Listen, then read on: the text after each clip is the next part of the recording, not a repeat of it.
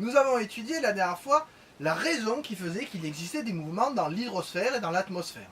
Nous avons vu, grâce aux expériences faites en classe, que c'était la température qui était la raison de ces mouvements, que cette température provoquait des changements de densité et qu'à cause de ces changements de densité, les fluides allaient se déplacer, notamment ceux qui étaient plus chauds et donc moins denses allaient avoir tendance à remonter, et ceux qui étaient plus froids et donc plus denses allaient avoir tendance à redescendre.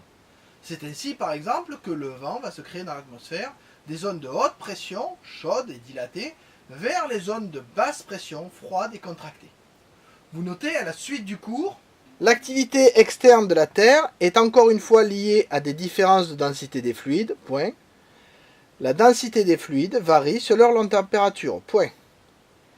C'est parce que la température n'est pas la même partout à la surface de la planète qu'il existe des mouvements dans l'atmosphère et l'hydrosphère, point.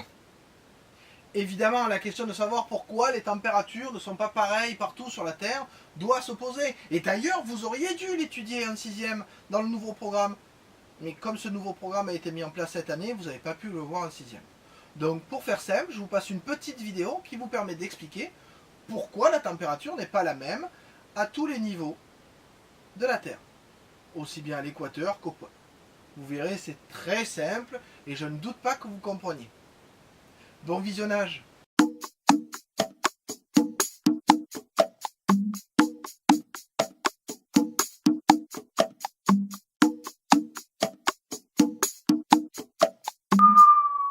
Les saisons, tout le monde le sait, c'est une histoire de position de la Terre sur son orbite autour du Soleil. L'hiver, on reçoit moins de lumière du Soleil, donc moins de chaleur, et donc il fait plus froid. Et inversement l'été. L'orbite de la Terre autour du Soleil est une ellipse que la Terre parcourt en un an. Sa distance par rapport au Soleil varie donc au cours de l'année. On pourrait croire que c'est cette distance qui est à l'origine des saisons, mais c'est faux. Si c'était le cas, les saisons seraient les mêmes dans l'hémisphère nord et dans l'hémisphère sud.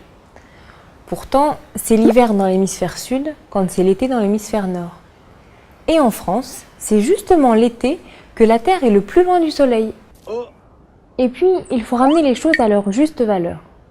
L'orbite de la Terre est certes elliptique, mais c'est presque un cercle. La Terre est à 150 millions de kilomètres du Soleil, et cette distance ne varie que de 5 millions de kilomètres entre l'été et l'hiver.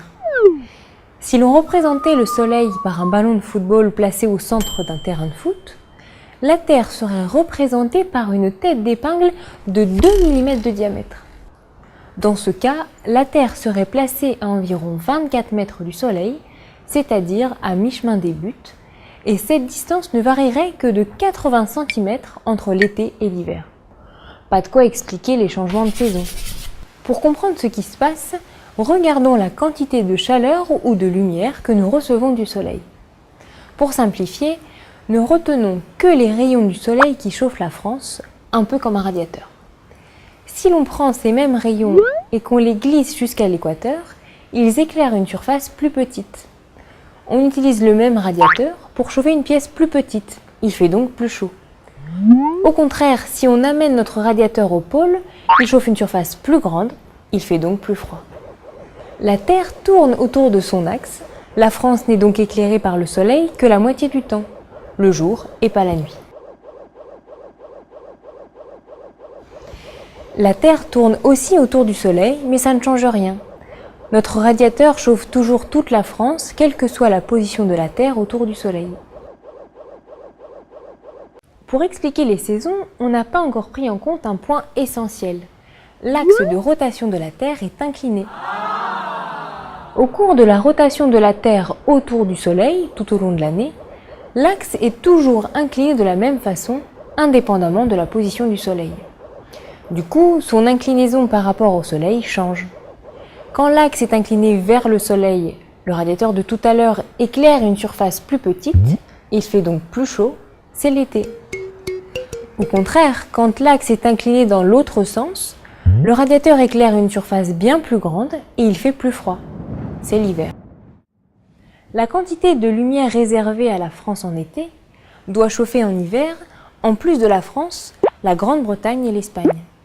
Pas étonnant qu'il fasse plus froid. Mais pourquoi 4 saisons? Pourquoi pas 2 ou 10? En fait, il faut distinguer les saisons astronomiques et les saisons météorologiques. Les astronomes ont une définition bien précise. Quand l'axe de la Terre est incliné exactement vers le Soleil, c'est le solstice d'été dans l'hémisphère nord. Au contraire, quand il est incliné à l'opposé, c'est le solstice d'hiver dans l'hémisphère nord. Et entre deux, quand l'axe est perpendiculaire au Soleil, ce sont les équinoxes d'automne et de printemps. Et ils définissent ainsi 4 saisons. Les saisons météorologiques sont plutôt une question de culture. Dans les zones tempérées, on utilise les saisons astronomiques, mais sous les tropiques par exemple, on ne retient souvent que 2 saisons, la saison des pluies et la saison sèche. Le calendrier hindou, lui, compte 6 saisons, et les Chinois en utilisent 24, définis aussi de façon astronomique.